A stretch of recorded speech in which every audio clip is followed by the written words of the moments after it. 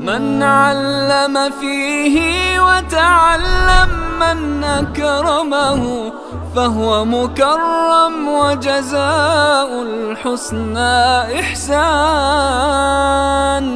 طبتم يا أهل القرآن. اعوذ باللہ من الشیطان الرجیم. بسم اللہ الرحمن الرحیم. رب اشرح لي صدری ویسر لي امری واحلل عقدۃ من لسانی یفقهوا قولی. رب یسر ولا تعسر وتمم بالخیر. آمین یا رب العالمین. آخری لیکچر میں ہم نے مرفوعات اور مجرورات پڑھے تھے. آج ہم اللہ کی توفیق سے منصوبات جو ہے ان کو دیکھیں گے، اور انشاءاللہ تعالیٰ ان تین فہرستوں کے مکمل ہو جانے کے بعد قرآن مجید میں اسم کسی بھی اعرابی حالت میں استعمال ہوگا، اور کسی بھی اعرابی حالت سے مراد تین اعرابی حالتیں ہی ہیں. یعنی عربی زبان میں استعمال ہونے والا کوئی بھی اسم یا تو حالت رفع میں ہوتا ہے، یا نصب میں ہوتا ہے، یا جر میں ہوتا ہے. چوتھی کوئی اس کی حالت نہیں ہوتی. تو انشاءاللہ تعالیٰ ان تینوں فہرستوں کے بعد آپ قرآن مجید میں آنے والا کوئی بھی اسم اگر وہ رفع میں ہے تو کیوں رفع میں ہے آپ کو پتہ چل جائے گا انشاءاللہ تعالیٰ. وہ نصب میں ہے تو کیوں نصب میں ہے آپ کو پتہ چل جائے گا انشاءاللہ تعالیٰ. اور جر میں ہے تو کیوں ہے یہ بھی انشاءاللہ تعالیٰ آپ کو پتہ چل جائے گا. تو الحمدللہ مرفوعات اور مجرورات ہم پڑھ چکے ہیں. آج ہم منصوبات کو جو ہے شروع کر رہے ہیں. جی، منصوبات کو ہم بالکل اسی طرح جس طرح مرفوعات اور مجرورات پڑھے تھے ایگزامپلز میں آپ کے سامنے رکھتا ہوں، اور جو آپ نے پڑھے ہوئے ہیں وہ انشاءاللہ تعالیٰ آپ بتائیں گے، اور جو نہیں پڑھے ہوئے وہ انشاءاللہ تعالیٰ میں آپ کو بتاؤں گا. تو پہلا جملہ لکھا ہوا ہے آپ کے سامنے، ان اللہ غفور. یہاں پر آپ دیکھ رہے ہیں کہ اسم اللہ جو ہے وہ حالت نصب میں استعمال ہوا ہے. اور کیوں نصب میں استعمال ہوا ہے؟ اس لیے کہ انا کا اسم ہے. انا کا اسم حالت نصب میں ہوتا ہے، اور انا آپ جانتے ہیں کہ اس کی ایک فیملی ہے جسے انا و اخواتها کہتے ہیں، یا حروف مشبہ بالفعل انہیں کہتے ہیں. تو انا و اخواتها کا اسم جو ہے وہ حالت نصب میں ہوتا ہے. ما ھذا بشرن، یہ کوئی بشر نہیں ہے. یہاں پر آپ دیکھ رہے ہیں کہ بشر کا لفظ جو ہے وہ حالت نصب میں استعمال ہوا ہے. اور کیوں استعمال ہوا ہے؟ یہ ماں کی خبر ہے. یعنی ماں آپ کا ماں اور لا جو لیسا کے مشابہ ہوتے ہیں ان کی خبر حالت نصب میں استعمال ہوتی ہے. تو دوسری کیٹیگری ہمارے سامنے آ گئی، ماں و لا مشابہ با لیسا.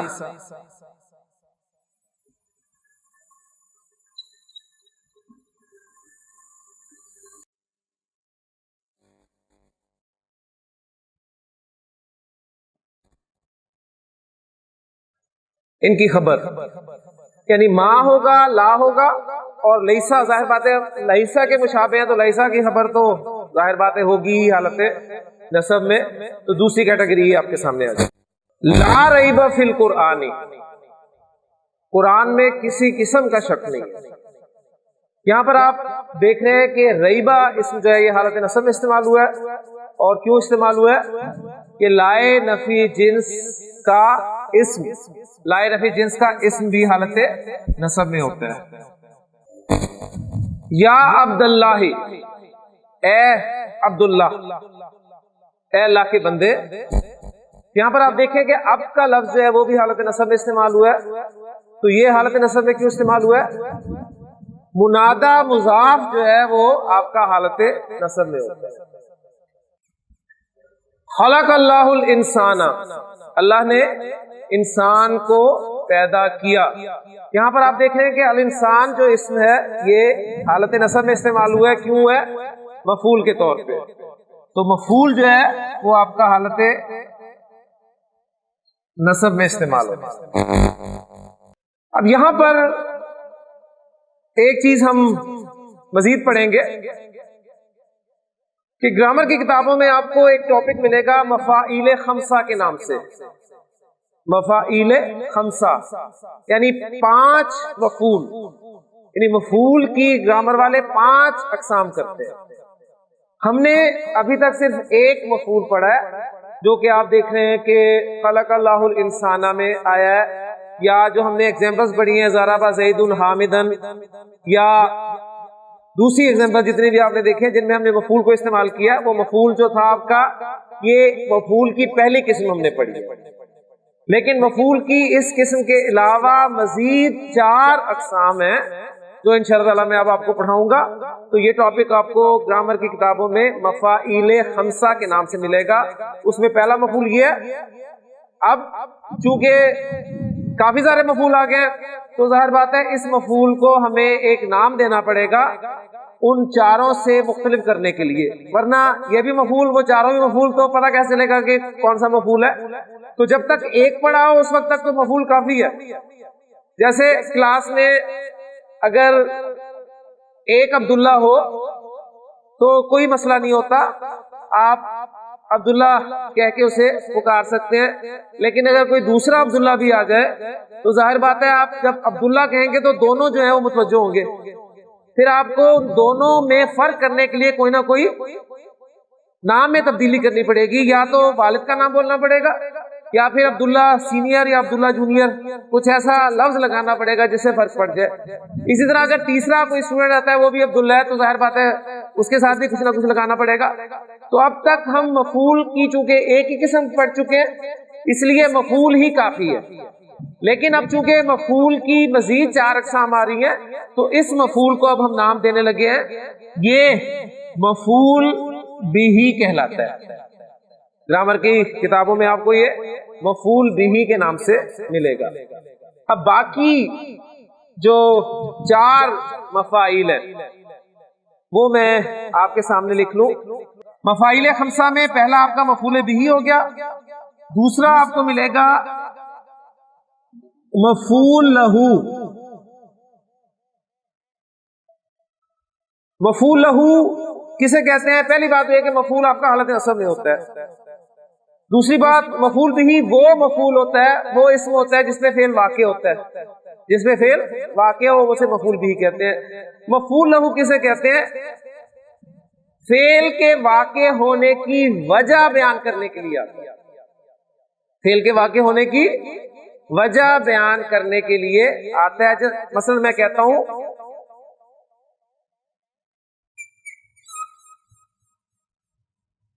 کمتو، کاما کاما، کامو کامت، کامتا کمنا، کمتا کمتما کمتم، کمتی کمتما کمتنا، کمتو کمنا. کاما یکم کھڑا ہونا، کمتو میں کھڑا ہوا، میں کھڑا ہوا.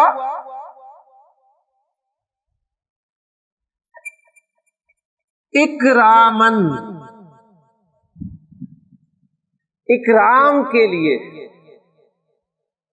میں کھڑا ہوا، اکرام کے لیے. کس کے لیے کھڑا ہوا؟ للمعلمی. قمتو اکرامن، میں کھڑا ہوا. اب کھڑا ہونے کی وجہ آپ بیان کر رہے ہیں کہ جی کیوں کھڑے ہوئے آپ کہتے ہیں حالت نصب میں لاتے ہیں اسم اکرامن، اکرام کے لیے. اکرام عزت دینا، عزت دینے کے لیے. یدعون ربہم خوفا، وہ اپنے رب کو پکارتے ہیں خوف کی وجہ سے. یعنی پکارنے کی وجہ کیا ہے؟ مفعول لہو کسے کہیں گے؟ ایسا حالت نصب میں آنے والا اسم جو کہ مصدر ہی ہوتا ہے. کیوں آتا ہے؟ فعل کے واقع ہونے کی وجہ بیان کرنے کے لیے. وہ اپنے رب کو کیوں پکارتے ہیں؟ خوف کی وجہ سے. یجعلون اصابعہم فی آذانہم حذر الموتی، حذر الموتی، موت کے خوف کی وجہ سے. وہ اپنے کانوں میں اپنی انگلیاں ٹھونس دیتے ہیں. کیوں ٹھونس دیتے ہیں؟ حذر الموتی، موت کے ڈر کی وجہ سے. لا تقتلوا اولادکم خشیۃ املاک، اپنی اولاد کو قتل مت کرو، وجہ مفلسی کے ڈر سے. کلیئر ہو گیا؟ تو مفعول لہو بھی آپ کو قرآن مجید میں کہیں کہیں نظر آئے گا. اتنا زیادہ استعمال نہیں ہے لیکن پھر بھی آپ کو ملے گا. یہ مفعول کی ایک اور قسم آپ کو ملے گی جو کہ مفعول فیہ کے نام سے ہوگی. مفعول فیہ کیسے کہتے ہیں؟ مفعول فیہ کہتے ہیں فعل کے واقع ہونے کا وقت یا جگہ بتانے کے لیے جو اسم استعمال ہو اسے مفعول فیہ کہتے ہیں. فعل کے واقع ہونے کا وقت یا جگہ بتانے کے لیے آپ حالت نصب میں اسم لاتے ہیں اسے مفعول فیہ کہتے ہیں. مثلا میں کہتا ہوں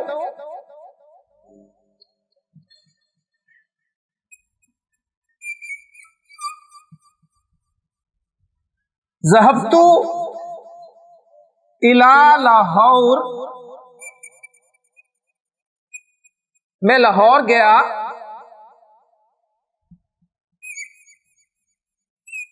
یوم الجمعاتی، جمعے کے دن. اب یوما کی نصب کیوں آئی ہے؟ آپ فعل کے واقع ہونے کا وقت بتا رہے ہیں کہ جی لاہور کب گئے؟ میں نے یوم الجمعاتی کہا، جمعے کے دن، تو یہ آپ کو بتا رہا ہے وقت. جلستو، میں بیٹھا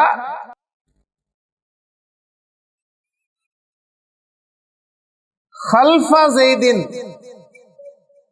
زید کے پیچھے، میں زید کے پیچھے بیٹھا. اب یہ خلفہ یہ نصب کیوں ہے؟ یہ آپ کو فعل کے واقع ہونے کی جگہ بتائی جا رہی ہے. میں زید کے پیچھے بیٹھا. آپ کہتے ہیں بیتی امام المسجدی، میرا گھر مسجد کے سامنے ہے. آپ کہتے ہیں السیارۃ تحت الشجرۃ، گاڑی درخت کے نیچے ہے. تو یہ کیا بتایا جا رہا ہے؟ آپ کو جگہ بتائی جا رہی ہے. مفعول فیہ کو ظرف بھی کہا جاتا ہے، مفعول فیہ کو ظرف بھی کہا جاتا ہے. اور ظرف آپ کو پتا ہے کہ دو طرح کا ہوتا ہے، ایک ہوتا ہے ظرف زمان اور ایک ظرف مکان. ظرف زمان جو وقت کو شو کرے، زمانے کو شو کرے، اور ظرف مکان جو جگہ کو شو کرے. اب دیکھیں حضرت یوسف علیہ السلام کے بھائی جب آئے حضرت یعقوب علیہ السلام کے پاس تو قرآن کے کیا الفاظ ہیں؟ وَجَاءُوا أَبَاهُمْ عِشَاءً، اور آئے وہ اپنے باپ کے پاس شام کے وقت یبکون، روتے ہوئے. اب عشاءً کی حالت نصب کیوں ہے؟ مفعول فیہ ہونے کی وجہ سے. نوح علیہ السلام نے فرمایا یا ربی انی دعوت قومی لیلا ونہارا، میں نے اپنی قوم کو دن رات پکارا. اب یہ دن لیلن و نہارن نصب میں کیوں آئے ہیں؟ اس لیے کہ یہ مفعول فیہ. کلیئر ہو گیا؟ تو مفعول فیہ کسے کہتے ہیں؟ ایسا منصوب اسم جو فعل کے واقع ہونے کا وقت یا جگہ بتانے کے لیے استعمال ہوتا ہے. 3 مفعول ہو گئے جی، مفعول بہ، مفعول لہو، مفعول فیہ. اور چوتھا مفعول جو کہ قرآن مجید میں اس کی شاذ کوئی ایگزامپل ملے آپ کو، اگر کوئی ایک آدھی ملتی بھی ہے تو اس پہ بھی دوسری جو ہے وہ رائے ہے کہ یہ مفعول وہ والا نہیں ہے. لیکن عربی گرامر کی کتابوں میں چونکہ 5 آپ کو مفاعیل ملتے ہیں، اس حوالے سے اس کو مینشن میں کر رہا ہوں. تو پہلے میں اس کو مینشن کر رہا ہوں جو بہت کم استعمال ہوئے، کیونکہ آخری والا جو ہے وہ میں پھر ان 4 کے بعد شو کروں گا. چوتھا ہمارا مفعول ہے مفعول معہو، مفعول معہو. مفعول معہو وہ منصوب اسم ہوتا ہے جو واو کے بعد آئے، جو واو کے بعد آئے. اور کون سی واو کے بعد آئے؟ اس واو کے بعد آئے جو واو معا کے معنی میں ہو. ماں سمجھتے ہیں؟ ساتھ، جو ساتھ اس معنی میں ہو. ایگزامپل دیتا ہوں تو بات انشاءاللہ کلیئر ہو جائے گی. میں کہتا ہوں اکلتو، میں نے کھایا. اکلتو میں نے کھایا. واہ، اب یہاں پر اور آپ لفظی طور پر ترجمہ کریں گے اور زیدن. اب دیکھیں یہ زیدن کی نسب استعمال ہوئی ہے.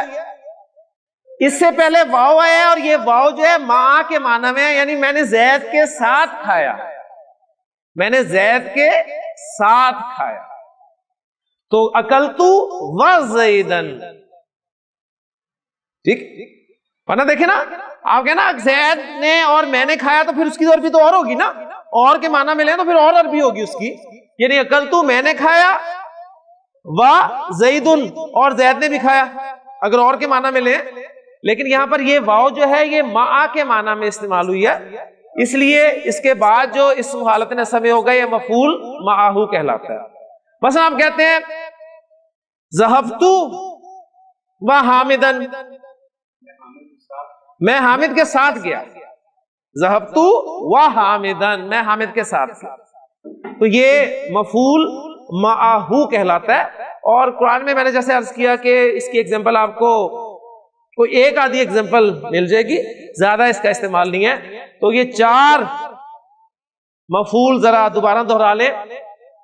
سب سے پہلا مفعول ہے مفعول بہ. مفعول بہ وہ منصوب اسم ہوتا ہے جس پہ فعل واقع ہوتا ہے. مفعول لہ وہ منصوب اسم جو فعل کے واقع ہونے کی وجہ بیان کرنے کے لیے استعمال ہوتا ہے. مفعول فیہ وہ منصوب اسم جو فعل کے واقع ہونے کا وقت یا جگہ کو بیان کرتا ہے. اور مفعول معہ وہ منصوب اسم جو اس واو کے بعد استعمال ہوتا ہے جو مع کے معنی میں. لیں جی، یہ مفعول کی 5 اقسام آپ کے سامنے آ گئی. نمبرنگ آپ نے کرنی ہے کہ اب تک ہم منصوبات میں کتنے نمبرز پڑھ چکے ہیں، ذرا کاؤنٹ کر لیں. انا و اخواتھا 1، ما والا مشابہ بلیسا کی خبر 2، لا نفی جنس کا اسم 3، منادہ مضاف 4، اور مفعول کے آگے ہم اقسام پڑھ رہے ہیں 5. ٹھیک ہے نا. اب وہ 5ویں قسم جو مفعول کی ہے اس میں 5ویں قسم ہم پڑھنے لگے. وہ جو مفعول کی پہلی 4 قسمیں تھیں ان سب کے ساتھ آپ نے دیکھا کچھ نہ کچھ لگا ہوا ہے. مفعول بہ، مفعول لہ، مفعول فیہ، مفعول لہ. تو یہ مفعول جو ہے اس کے ساتھ اصل میں کچھ نہیں تھا، اس لیے 5ویں قسم جو ہے مفعول کی اسے کہہ دیا گیا کہ مفعول مطلق ہے.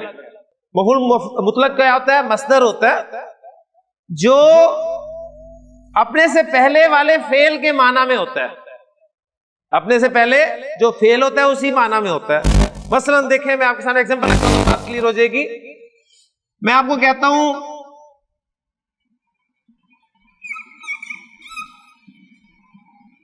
جلستو، جلسا یجلسو بیٹھنا، جلستو میں بیٹھا. جلستو کا مصدر جلسا ماضی، یجلسو مضارع، اور مصدر ہوتا ہے جلوس، جلوسن. تو جلستو اس کے بعد اسی فعل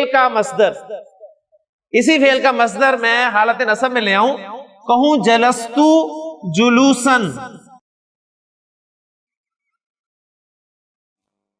تو یہاں پر جو جلوسن ہے یہ آپ کا مفعول مطلق ہے. جلستو جلوسن. ابھی معنی کیا بنتے ہیں اس میں بعد میں بات کرتے ہیں، پہلے سمجھ لیں کہ مفعول مطلق کہتے ہیں کسے. ایسا مصدر، مفعول جب آپ نے کہہ دیا تو مفعول کا مطلب ہے وہ حالت نصب میں ہوگا. ایسا مصدر جو اسی فعل کے معنی میں ہو، یعنی اسی فعل کا مصدر ہو. یہاں پر بعض اوقات معنی وہی رہتے ہیں، ذہن میں رکھیے گا مادہ یا باب چینج ہو سکتا ہے، یہ پاسبلٹی ہے. جیسے قعدہ کے معنی بھی بیٹھنا کے ہوتے ہیں، آپ یہ بھی کہہ سکتے ہیں جلستو قعودن، جلستو قعودن. جلستو جلوسن یہ تو اسی مادے سے ہو گیا نا، لیکن جلستو قعودن اگر کہیں گے تو وہ مادہ چینج ہو گیا، معنی وہی ہے اس کے۔ اب یہ استعمال کیوں ہو رہا ہے، اس کا مقصد کیا ہے؟ اس کا مقصد آپ کو اردو میں بہت کم نظر آئے گا، لیکن عربی میں بہت اہم ٹرم ہے، لیکن اردو میں بھی ہم اسے سمجھ سکتے ہیں۔ مفعول مطلق کو استعمال کرتے ہیں جملہ فعلیہ میں نمبر 1 فعل کی تاکید کے لیے۔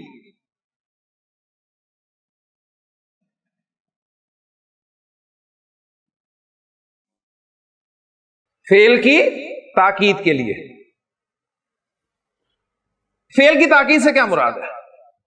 فعل کی تاکید سے مراد یہ ہے، تاکید کے معنی ہوتا ہے زور دینا۔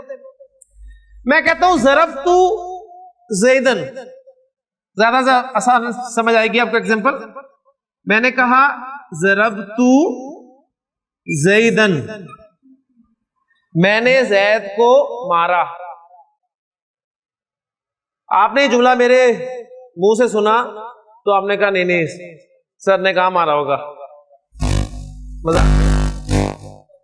ویسے ہی ڈانٹ دیا، ذرا زور سے ڈانٹ دیا تو انہوں نے کہہ دیا کہ جی میں نے زید کو مارا، ٹھیک ہو گیا نا؟ یعنی یہ ایک احتمال پیدا ہوا کہ نہیں مارا نہیں، ڈانٹا ہوگا۔ جو دیگر احتمالات ہیں ان کو ختم کرنے کے لیے ضربتو کے بعد میں نے ضربہ فعل سے مصدر لگایا ضربن، اپنی بات میں تاکید پیدا کرنے کے لیے کہ میں نے زید کو واقعی مارا، میں نے زید کو واقعی مارا اور خوب مارا، ایسے مارا جیسے مارا جاتا ہے۔ تو یہ مختلف انداز جو ہے آپ اس مفعول مطلق کے حوالے سے بیان کر سکتے ہیں۔ ضربت زیدن ضربن، کلیئر ہو گیا نا؟ تو یہ تاکید ہے۔ جلستو جلوسن کیا ترجمہ کریں گے؟ میں واقعی بیٹھا، کوئی آپ کی بات ہی نہیں ہے، آپ نے کہا جلستو میں بیٹھا، تو انہوں نے کہا یہ کہاں بیٹھا ہوگا، یہ اس کے پاس کہاں وقت ہوتا ہے اور ہوا کے گھوڑے پہ سوار ہوتا ہے اور یہ ہوتا ہے وہ ہوتا ہے، لیکن آپ نے اپنی بات میں وزن پیدا کرنے کے لیے کہا جلستو جلوسن، میں واقعی بیٹھا یار، میں واقعی بیٹھا۔ آپ دیکھیں دعا کرتے ہیں، بڑی پیاری دعا ہے، نبی اکرم صلی اللہ علیہ وسلم نے حضرت ابوبکر کو سکھائی تھی، ربی انی ظلمت نفسی، میرے رب میں نے تو اپنی جان پہ ظلم کیا۔ اب ایک ہوتا ہے نا آپ بات کر رہے ہیں اور اس کا احساس نہیں ہے، یعنی استغفر اللہ پڑھے جا رہے ہیں، لیکن استغفر اللہ کا مطلب کیا ہے یہ آپ نہیں سمجھتے۔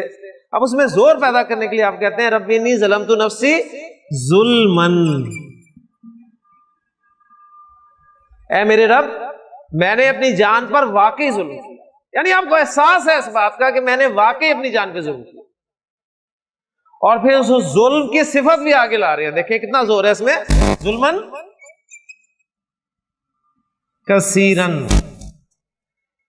اے میرے رب میں نے تو اپنی جان پر واقعی بہت زیادہ ظلم کیا، ربی انی ظلمت نفسی ظلمن کثیرا۔ بعض مرتبہ یہ جو مفعول مطلق ہوتا ہے اس کو حذف کر دیا جاتا ہے،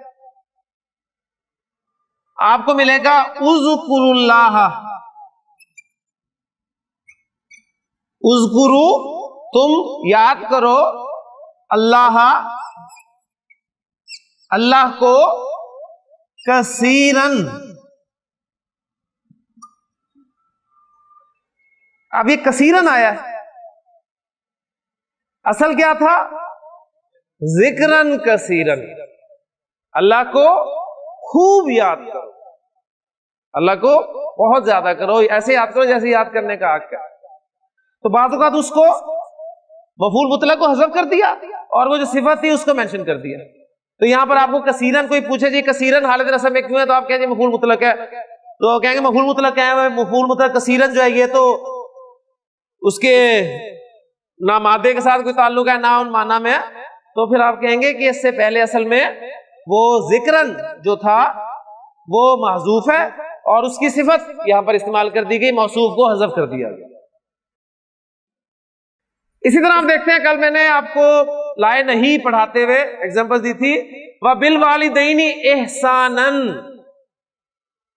وَبِالْوَالِدَيْنِ إِحْسَانًا، وہاں پر احسانن کی نسب کیوں ہے؟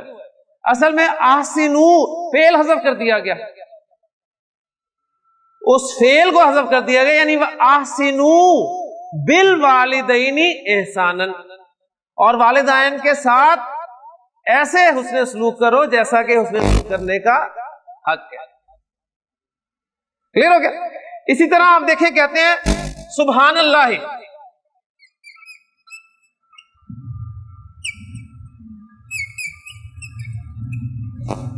اللہ کی پاکی۔ اب سبحانہ اس کی نسب کیوں آئی ہے؟ یہ اصل میں مفعول مطلق ہے، فعل محذوف ہے، یعنی کہیں آپ نے دیکھا اس مفعول مطلق کو حذف کر دیا گیا، کہیں پر فعل کو حذف کر دیا گیا۔ تو یہ اصل میں تھا سبح یسبح، تسبیحاً سے اسبح سبحان اللہ، میں پاکی بیان کرتا ہوں اللہ کی پاکی، ٹھیک ہے؟ یا نسبح سبحان اللہ، ہم پاکی بیان کرتے ہیں اللہ کی پاکی، یعنی جیسے کہ اس کی پاکی بیان کرنے کا حق ہے۔ اسی طرح قرآن مجید میں آپ کو الفاظ ملتے ہیں کلمہ، اس نے کلام کیا، کلم اللہ، اللہ نے کلام کیا، کلم اللہ موسیٰ، اللہ نے موسیٰ سے کلام کیا۔ کلمہ کا مصدر کیا ہے؟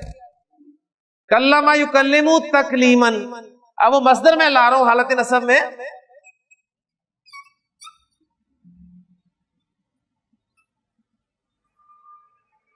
تو کیا ترجمہ بنا؟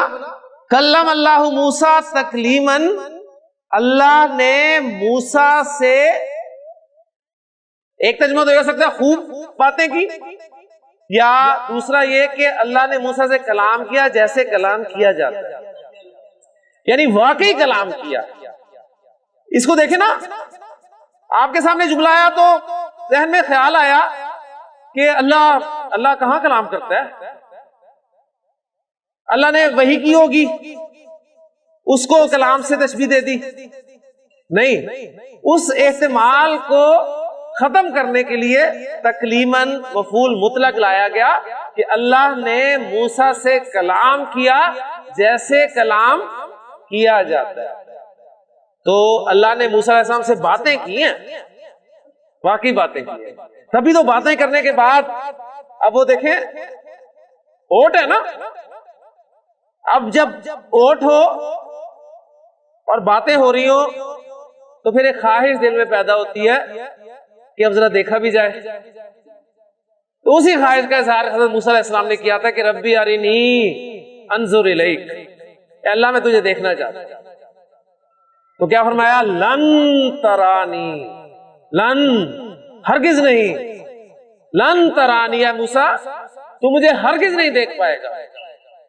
لیکن حضرت موسیٰ علیہ السلام کو بات سمجھانی بھی تھی، تو کیا کہا کہ ٹھیک ہے ہم یہ پہاڑ دیکھو، اس پہ اپنی ایک تجلی ڈالیں گے، ایک تجلی اپنی ڈالیں گے، وَإِنِ اسْتَقَرَّ مَكَانَهُ، اگر وہ اپنی جگہ پر ٹک گیا، فَسَوْفَ تَرَانِی، تو بھی مجھے دیکھ لے گا۔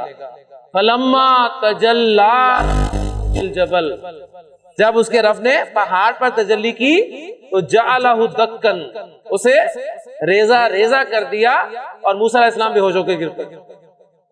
تو اللہ کی تجلی میں دیکھیں وہ خاصیت کہ اس نے پہاڑ کو ریزہ ریزہ کر دیا۔ اب یہی پہاڑ کو ریزہ ریزہ کرنے والی خاصیت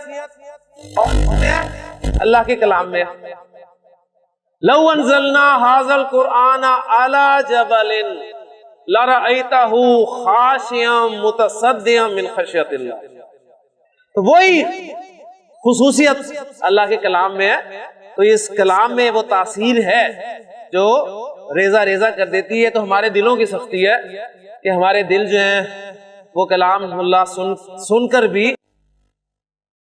نرم نہیں ہوتے، یہ ہمارے دل اس سے بھی زیادہ سخت ہیں، پہاڑ ریزہ ریزہ ہو جائیں، لیکن یہ دل اتنے سخت ہو چکے ہیں، دوسروں کی درد بھری داستان، ڈرامہ، کوئی سینٹیمنٹل سین دیکھ کے تمہاری آنکھوں سے آنسو جاری ہو، قرآن سن کے ہمیں کبھی رونا نہیں ہونا۔ حضرت عمر رضی اللہ عنہ کے بارے میں پڑھ رہا تھا کہ ان کے یہاں چہرے پہ 2 نشان بن گئے تھے، نشان 2، قرآن پڑھتے تھے اتنا روتے تھے کہ وہ آنسو بہ بہ کے مسلسل وہ نشان بن گئے تھے ان کے۔ اب اندازہ کریں، ہم اگر ذرا غور کریں کہ پوری زندگی کا اپنا جائزہ لیں کہ کبھی قرآن سن کر یا پڑھ کر ہماری آنکھوں سے آنسو جاری ہو۔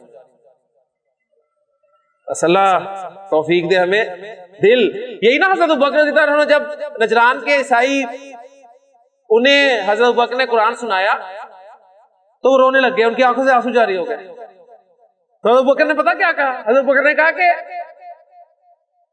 جب ہم نے پہلی مرتبہ قرآن سنا تھا تو ہمارا بھی یہی حال ہوتا تھا، لیکن اب ہمارے دل سخت ہو گئے۔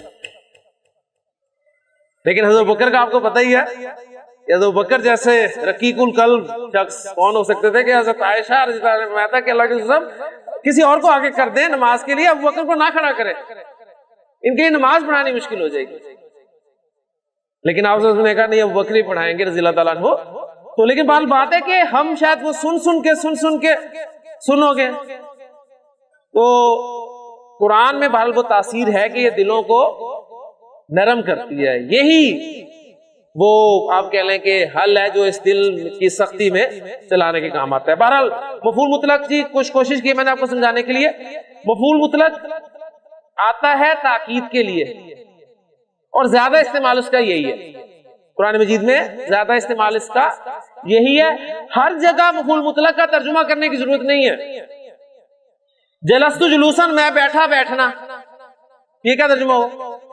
جلستو میں بیٹھا، جلوسن بیٹھنا، میں واقعی بیٹھا۔ اب کہیں کہ واقعی کے لیے لفظ ہی نہیں ہے، تو واقعی وہ مفعول مطلق ادا کر رہا ہے۔ اللہ نے موسیٰ سے کلام کیا، کلام کرنا۔ ربی انی ظلمت نفسی ظلما کثیرا، تو آپ دیکھیں ہر جگہ مفعول مطلق کا ترجمہ اس طرح سے نہیں ہوگا، لیکن آپ اس کو سمجھ سکتے ہیں۔ تو مفعول مطلق کا ایک استعمال ہے تاکید کے لیے، اور مفعول مطلق 3 کاموں کے لیے آتا ہے، جس میں سے ایک میں نے بتایا، باقی 2 آپ کو بھی بتاؤں گا۔ یہ بیان نو کے لیے استعمال ہوتا ہے۔ نو قسم، میں کہتا ہوں جلستو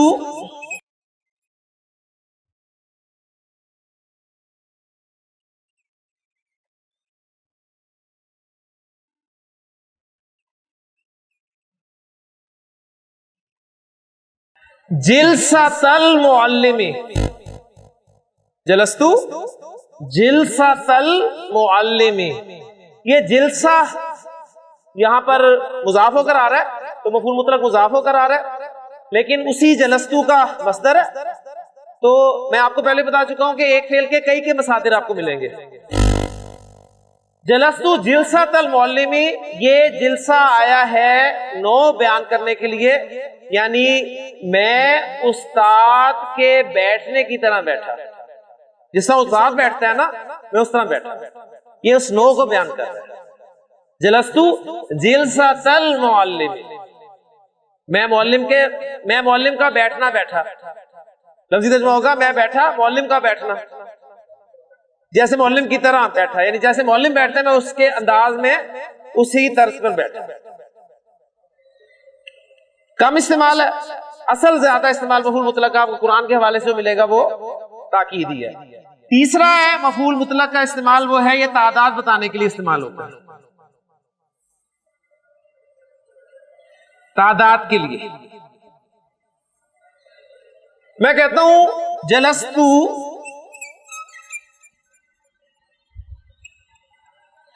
جلستن،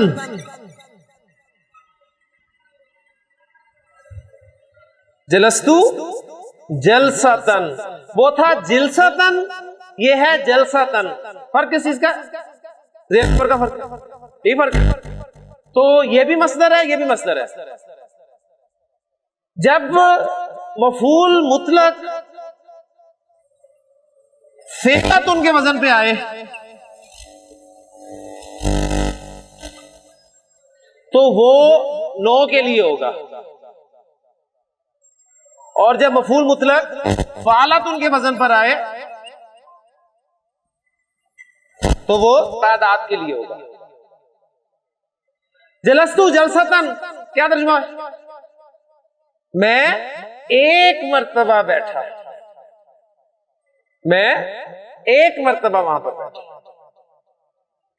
اب جب مفعول مطلق تعداد کے لیے آتے ہیں نا تو اس کا مثنیٰ اور جمع لانا بھی جائز ہے، لائی جا سکتی ہے۔ جلستن کا مثنیٰ کیا ہوگا جی؟ جلستن کا مثنیٰ بتائیں ذرا۔ جلستینی، جلستن نصب ہے، نصب میں مثنیٰ جلستینی، جلستو جلستینی، میں دو مرتبہ بیٹھا، میں دو مرتبہ بیٹھا۔ جلستو جلساتن، میں کئی مرتبہ بیٹھا۔ کوئی پوچھتا نا آپ وہاں گئے تھے، وہاں اس مجلس میں آپ کتنی مرتبہ بیٹھے ہیں؟ آپ کہتے ہیں جلستو جلستن، میں ایک مرتبہ بیٹھا۔ اگر دو مرتبہ بیٹھے تو آپ کہتے ہیں کہ جلستو جلستینی، میں دو مرتبہ بیٹھا۔ اور اگر کئی مرتبہ بیٹھے تو آپ کہیں گے جلستو جلساتن، میں کئی مرتبہ بیٹھا۔ اور یہ عدد والا جو ہے نا، یہ بعض اوقات کئی بار بار بار کے معنی میں بھی آتا ہے، میں بار بار بیٹھا۔ اب دیکھیں سورہ ملک کی ذرا اس آیت کو سامنے رکھیں۔ فرج البصر کرتینی، کرتینی، میں مثنیٰ کا صیغہ ہے لیکن کثرت تعداد کو ظاہر کرنے کے لیے فرج البصر، تو لوٹا اپنی نظر بار بار، بار بار لوٹا، کرتینی، بار بار لوٹا، وہ واپس آ جائے گی مایوس ہو کر، اسے رحمان کی تخلیق میں کوئی بھی خلل نظر نہیں ہے۔ تو یہ آپ کا مفعول مطلق تعداد کے لیے۔ مثلا آپ کہتے ہیں جی کتاب دو بار چھپی، کتاب دو بار چھپی، تو آپ کہیں گے طوبی الکتاب، کتاب چھپی طبعتینی، طبعتینی، دو مرتبہ، کتاب دو مرتبہ چھپی۔ طوبی الکتاب طبعتن، کتاب ایک بار چھپی۔ تو یہ تعداد کے لیے جو مفعول مطلق آئے گا نا وہ فعلتن کے وزن پہ آئے گا، ذہن میں رکھیے گا۔ اور جو نو کے لیے مفعول مطلق آئے گا وہ فعلتن کے وزن پہ آئے گا۔ اور تاکید کے لیے مفعول مطلق وہ جو اس کا نارمل مصدر ہے اس کے لیے استعمال ہوگا۔ تو یہ تھا آپ کا مفعول مطلق، اور مفاعیل کی 5 اقسام آپ کے سامنے آ گئی ہیں۔ تو کتنی کیٹیگری سے میں 5 پڑھ لی، منصوبات میں 5 الحمدللہ ہمارے مکمل ہو گئے۔ اس کے بعد مزید منصوبات جو ہیں وہ انشاءاللہ تعالی ہم اگلے لیکچر میں پڑھیں گے۔ اللہ تعالیٰ سے دعا ہے کہ اللہ تعالیٰ ہمیں جو کچھ پڑھا ہے اس کو یاد رکھنے کی، اس کو سمجھنے کی توفیق عطا فرمائے۔ سبحانک اللہم و بحمدک، اشہد ان لا الہ الا انت، استغفرک و اتوب الیک۔